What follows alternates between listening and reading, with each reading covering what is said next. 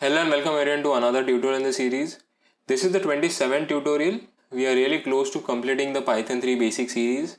Maybe a couple more tutorials, and at the end of the series we'll build something just to implement everything that we have looked at. So it will help reinforce the concepts. Anyways, let's get to the tutorial, and in this tutorial we'll look at eval, which is a built-in function and you don't need to import anything to use it. Eval is just short for evaluate, and the eval function takes an expression in string form. For example, an expression can be 1 plus 2 or a print statement. So eval takes an expression as a string and then returns the value. So if we pass 1 plus 2 as a string to eval, it will return 3. And if we pass print hello world as a string to eval, it will return hello world. So basically you can run Python code with eval. Let's see an example and it will help you understand better. So let's say z equals eval, and let's pass 1 plus 2, and let's print z. So let's run this, and you can see it prints 3.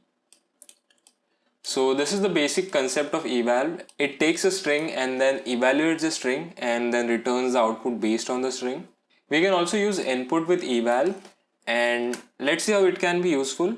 So if we have an algebraic expression as an input with respect to x, so the algebraic expression can be x square plus 2x or something like that, and we need to solve that algebraic expression. So let's look at how we can do that with eval. So we'll predefine x, so let's say x equals 3, and let's use z, so z equals eval, and inside the eval we can use input, and let's say we print expression.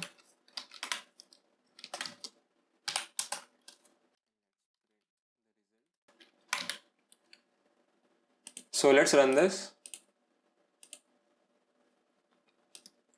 So let's say the expression is x into 2 plus x plus 1,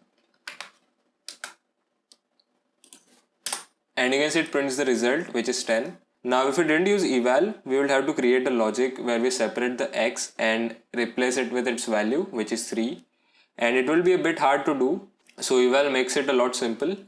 So now we know that eval takes a string and then outputs the result based on that string. So if we have a list inside a string, we can use eval to get the actual list back.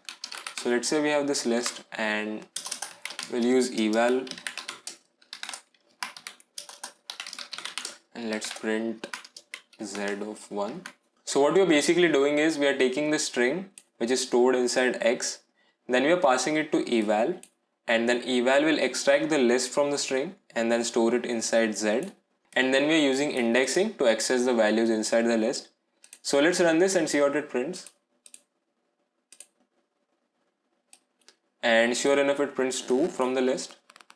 Now we can also print the list if we want. So let's run this, and you can see we are able to print the list. So if you have a list inside a string, you can use eval to get the actual list back, and you can also do this with dictionaries and tuples. The eval function evaluates the string and then returns some value based on that string, but it doesn't allow defining variables or lists. So if we try to define a variable, so let's say we try to say x equals 5, then it will show us an error. So let's try defining a variable inside eval. So let's say z equals eval, and we'll use input,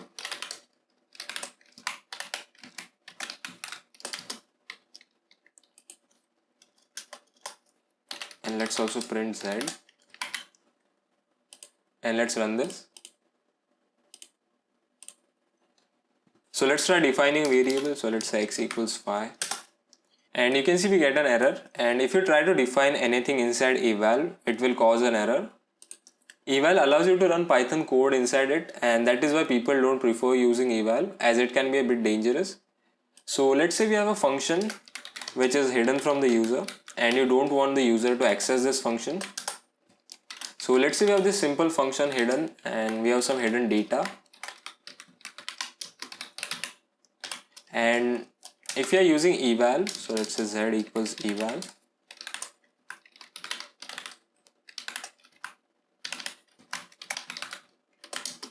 So when we run this code and the user knows about the hidden function, he will be able to access the function and that can break your code.